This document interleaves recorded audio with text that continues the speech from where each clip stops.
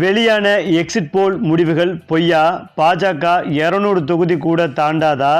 அதிர்ச்சியில் மோடி, அம்பலமான கருத்து கணிப்பு முடிவுகள். அதாவது நாடு முழுவதும் 7 கட்டங்களாக நடைபெற்று வந்த நாடாளுமன்ற தேர்தல் நிறைவடைந்து விட்டது. அதனைத் தொடர்ந்து தேர்தலுக்கு பிந்தைய கருத்து கணிப்பு முடிவுகளும் வெளியாகியது. அந்த கருத்து கணிப்புகளில் பெரும்பாலானவை பாஜகவுக்கு ஆதரவாகவே வெளியாகி உள்ளது. குறிப்பாக பாஜக கூட்டணி 350 முதல் 371 இடங்களுக்கு மேல் வெற்றி பெறும் என்று கருத்து கணிப்புகள் வெளியானது. அந்த வகையில் நாடு முழுவதும் பாஜகவே பெரும்பான்மை பெறும் என்றும், பாஜக ஆளாத முக்கிய மாநிலங்களில் கூட பாஜக வெல்லும் என்று தெரிவிக்கப்பட்டுள்ளது. ஆனால் இதில் news X, NDTV, India news ஆகிய நிறுவனங்கள் வெளியிட்ட கருத்து கணிப்பில் பாஜக கூட்டணி 371, இந்தியா கூட்டணி 125, பிற 47 என்று ஒரே மாதிரியான முடிவுகள் வெளியானது. இதனால் பாஜக கொடுத்ததை இந்த நிறுவனங்கள் அப்படியே வெளியிட்டுள்ளது என விமர்சிக்கப்பட்டது.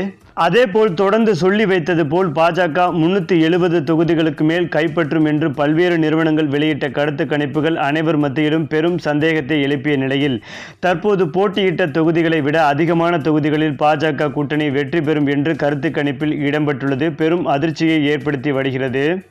அதாவது axis my India plus India today சார்பில் நேற்று வெளியான தேர்தலுக்கு பிந்தைய கருத்து கணிப்பில் பீகாரில் பாஜக கூட்டணி கட்சியான லோக் ஜனசக்தி கட்சி 4 6 இடங்களில் வெற்றி பெறும் என்று குறிப்பிடப்பட்டுள்ளது.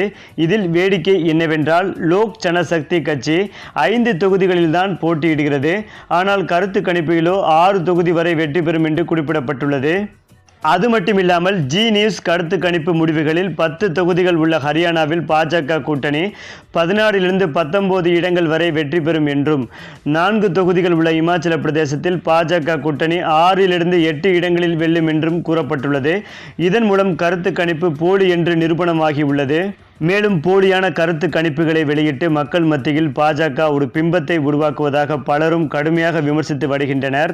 இந்த நிலையில்தான் இந்த லோக்சபா தேர்தலை பொறுத்தவரை பாஜக கட்சி 200 தொகுதிகள் கூட தாண்டாது என்றும், காங்கிரஸ் கட்சி அபார வெற்றி பெற வாய்ப்பிருப்பதாக துல்லியமான கருத்து கணிப்புகள் வெளிவந்து கொண்டிருக்கிறது.